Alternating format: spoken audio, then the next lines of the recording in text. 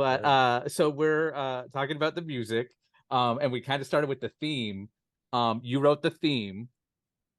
Yes, I wrote the Yeah. theme with my partner on this project, Andrew Underberg, who's a fantastic collaborator and co-writer of mine. He's from New York, and And it we sets up the whole plot of the show.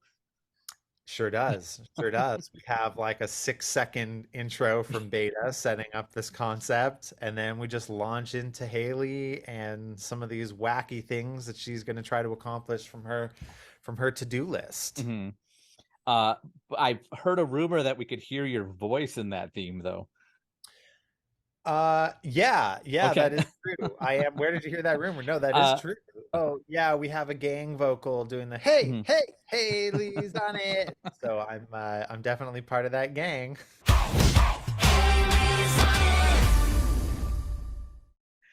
Musically, I hear at least once an episode.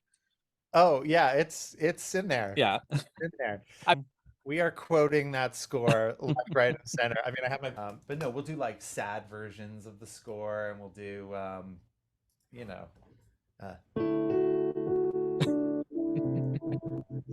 you know. yeah. We do all kinds of stuff, you know.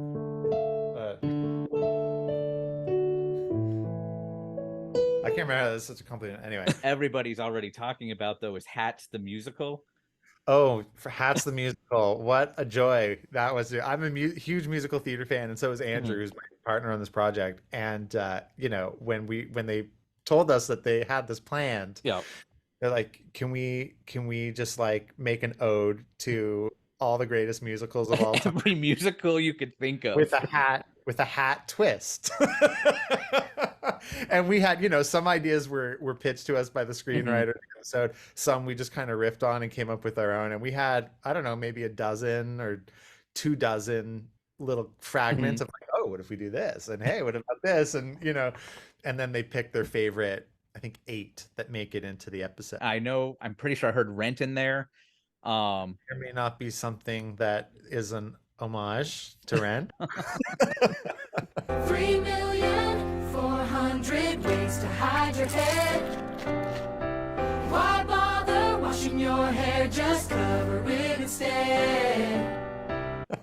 And then It's Fedorable was stuck in my head for about 3 days afterward, which I don't think is a parody of any actual musical song. I But mean, that's just kind of your feel good yeah. close number, you know, maybe a little Motown, maybe a little Hairspray, maybe a little, you know, I don't know. He's adorable. Yeah, unignorable. Yeah. And then the big one being Hailey and Scott with correct me if I'm wrong, The Perfect Fit or whatever it's called. It's called You Fit Me You Perfectly, fit me which perfectly, yeah. yeah, I love watching, you know, reading all the YouTube comments. I just want to Mhm. make sure everyone's liking this stuff. You know? Yes. And Yeah. it's done with love, of Oh course. yeah. And it's done with a sense of humor. It's a wink to all the people who love all those shows. So hopefully it kind of ties it all together and just puts a big smile on everybody's face. Who would you have thrown tomatoes at in the Shanty and the futuristic band episode? You mean between the two, if I had to Between pick? the two, because you have to check the tomatoes. Who would you save the tomato for? Oh, that's such a great question. I hadn't thought about that. I mean, I would probably throw it at myself for having written both of those songs.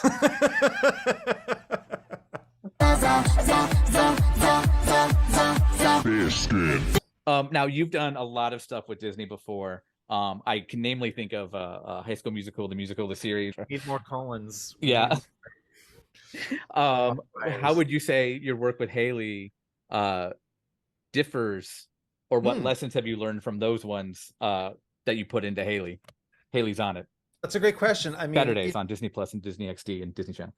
thank you for that. Yeah, season 4 of Season High one. School Musical, the musical, the series coming Oh, out there you go August too. 7th, I think, on Disney Plus. I mean, the big difference being one's live action and the other being animated, which I think right there is a massive difference in just the opportunity of the things you can do and the suspension of Yep. disbelief. Um, Tim Federle, who's the creator and executive producer of High School Musical, is so interested in authenticity and it being real and these characters sitting in a room and singing together. And, you know, there's always like a real world intention for why every song moment happens, which is cool and very fun to work on, because that presents all kinds of opportunities and challenges. But then on the animation side, these people aren't real. They can do whatever Yep. they want to do. There's kind of no rhyme or reason. The wackier, the better. The funnier, the better. Anything that's going to kind of be funny or offbeat is an opportunity to mess around. I feel like working on High School Musical is an opportunity to tap into my like genuine, like heartfelt side. Like it's very I can be earnest, I can be serious, I can really be like wear my heart on my sleeve and be like emotional. And with my co-writers on those songs, we're writing real pop songs that are evoking real emotion. Whereas working on Haley's on it, I think comedy is king. We're just it's an opportunity to just tap into our sense of humor. And there's rare moments of sentimentality and earnestness on that show. It's more about just being funny. Yeah, it's comedy, but it also has the heart too, and that's what I think Hailey Sure. is succeeding in that realm as well, because there are like the moments with Scott, or you see her actual feelings popping out with Christine, and your music amplifies that a dozen times. And I immediately think of the closing, Yeah, when they go on that road trip. the Butterburger or whatever it's called. Butterburger. Yeah. I have a better burger. Yeah. You can have a Butterburger. Yeah, ridiculous. But no, you're absolutely right. And the character is so well rounded and brilliantly acted by Ali'i. Like I'll be watching, like while I'm working on it. Yeah, and you have the plus side of having an actual singer with you too. So yeah, I mean, we've been so fortunate to have the opportunity to write songs for her. But even just the character and like hearing her act this role, like I'll be sitting here drinking my coffee, spitting with some of her deliveries at how funny she is, and then heartfelt she is, and like she gets me. Like I'm on this ride with this animated character. So she does a really great job of bringing her to life. You also talked about authenticity with High School Musical. Don't overlook what you do, because you have also multicultural characters throughout Hailey's on it, and I'm sure there's intent there to give them their own kind of unique music that surrounds them whenever they're on screen. Well, I mean, the K-pop episode is a very interesting example to talk about. Yeah. I mean, when, of course, Hailey, as many teenage girls in America and around the world are, obsessed with K-pop. What's not to love? It's so fun. I mean, there's so much energy. There's a lot of pizzazz going on. It's just feel good most of the time. And I do a lot of work in the K-pop world. So when this opportunity is presented to write these songs, we tap into our Rolodex and partner with all the right people to make these songs. They're real K-pop songs. There's nothing not K-pop about them. Worked with one of my great friends, One Star, who is a fantastic songwriter and performer in his own right, who lent his voice to this fictional band called the Soulmates, and which I thought was a great name, by the way. Oh, it's great. Although the sad part is that it's only a pun when you see it written. Well, it's still a pun when you say it, but you have to, you have to really think about it. Oh, yeah. Soulmates, yeah. And of course, a funny opportunity to write a love song called "I'll Never Lose You, Baby." How she's babysitting two kids and lost the babies at the concert. So I didn't put that together till just now. Yeah, I mean it's subtle, but again, that's another example of like a joke that's there, and there's a layer that, depending on how close you're paying attention or reading into things, there's subtlety. We have to find them. It's very advanced. It's very advanced what we're doing. We're very bright people over here. There are no accidents. I mean, I'm very proud of that episode and those songs because, again, I do a lot of work in the K-pop world. I've written for BTS. I've worked with EXO and Stray Kids and, Twice. So, and of course, with my history with Disney. So any opportunity to like have those worlds cross-pollinate, it's like pretty special for me to get to do that, and an opportunity in this show where we're doing songs and score to like write some real songs. They are real songs, they function like real songs, they're performed on stage like real songs at in a concert scene, and then figuring out how to use them dramatically in a in a storytelling sense. Have we seen your favorite song yet? Ooh, have we seen my favorite song yet? Maybe. I don't know that Okay. I have a true favorite, but there are ones that I'm definitely fond of. In the pilot episode, Okay.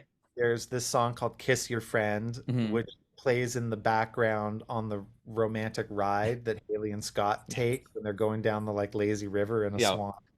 And that's actually the song that got us the gig. We had Oh pitched along wow. probably dozens of other writers to, do our take on what a super cheesy, over the top, like Barfalicious song would be. Actually, a great guy. If you want to prevent the apocalypse, spurt your friend right on the lips. Don't let the world in. When you don't want to kiss your best friend and you're stuck together on a swan in a lazy river, what would be the worst song possible to play on the radio at that exact moment? For the So record, I'm calling this interview a Barfalicious moment with Matthew Tishler from now that'll on. get the clicks. That'll Yep, get the I am absolutely writing that down. It was actually perfect. Until that happened. Okay. And so we thought, it would be the most funny. If I was a 16-year-old or 14-year-old girl, I think the worst thing would be like some romantic, like 90s or like 80s, like soul pop, like James Ingram, like just dripping with, or like Luther Vandross, just, or Boys to Men, like I was the gonna say most you hit a nerve because romantic. I'm of that era of Boys to Men. I mean, I So love this. That's why yeah. it was so fun to make, because when I sit down at the piano, I mean, I don't want to front. That's what comes out. Okay. I didn't even have to, I didn't have to fake it. Okay. I grew up listening to all that stuff. So, but just like that over the top romanticism, Mhm. um, we just thought would play so funny. And the lyrics, you just gotta kiss your Yep. friend. You know what we got to talk about? You know what we Okay. have to talk about? Weird Al Yankovic. Okay. We had the opportunity to write a couple songs for him that are very comedic. And let me just say, what a highlight working with him has been. This guy is so professional. He comes in, he's already learned the song, he's had the sheet music, he knows every note, he knows every lyric, he knows every rhythm. And take one is literally perfect. And then I'm like, well, this sucks. I don't want this to be over. Now what? Yep. Yep. Like we get all set up. Weird Al's coming in, and then 30 seconds later he's done. I'm like, no. We gotta do like get some options here. And then the following 10 minutes is him playing with the material and trying different takes. And he's like, hey, what if I tried this on this? And what if I played That's this fun. this? And it's such a breath of fresh air, because a lot of times when you're working with people who are either, of note, Hmm. don't have a lot of time to prepare, and they come in and you're kind of teaching them like the basics of the song, and you'll be plunking out melody notes. But to have the opportunity to just riff with one of Yep. the funniest creative guys you could ever imagine, and he's taking your material and just kicking it up and up and up and up a Mhm. notch. It's the greatest joy. So shout out to Weird Al. We love you, and we hope we have more songs to do. That you watch the show, you'll sit back and watch it now after working on it for hundreds and hundreds of hours. Is there anything you'd go back and be like, I could have done that differently? Huh. I mean, that's the interesting thing about music. I've heard it said by many people that it's never done. It's Yep. never done. I mean, art in general is probably never done. It's always evolving. But at some point, you just have to let it go. Yeah. Usually for scheduling reasons. It's like, okay, we got to mix this episode now. What do you have? Yep. I also think with Underscore in particular, there's a lot of different ways you can play the same scene. Mhm. And like, are we playing this comedically, or should this be more quirky, or is this a little sneaky? Should we get a little conniving like undertones in there? Or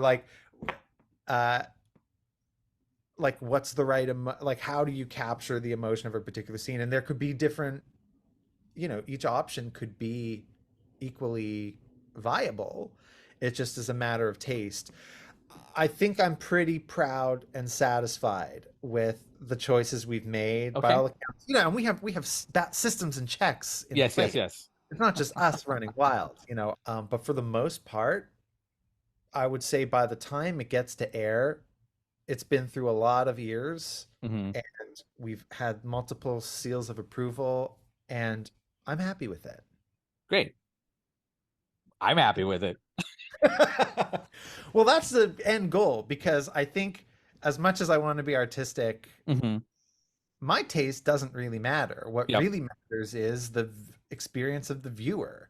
And if we can elicit a reaction, hopefully a positive reaction, if we've done our job well, I think maybe the music is kind of invisible for a lot of it. I mean, certainly Mhm. there's moments where you want it to stand out and make a statement, like with a funny song that's meant to be the punchline of a joke, and Mhm. it catches your ear. But a lot of the time, you want it to just kind of subtly support and guide. Um, so if we've done our job well, hopefully for 75% of the show, you don't even notice that we're there. I just want to thank you for your time. I'm running out of it now. Chicken. But yeah, I'm gonna go ahead and say thank you on the record, and then be sure to watch Haley's on it Saturday, Disney Channel, Disney XD, and streaming now on Disney Plus. It was actually perfect. Until that happened.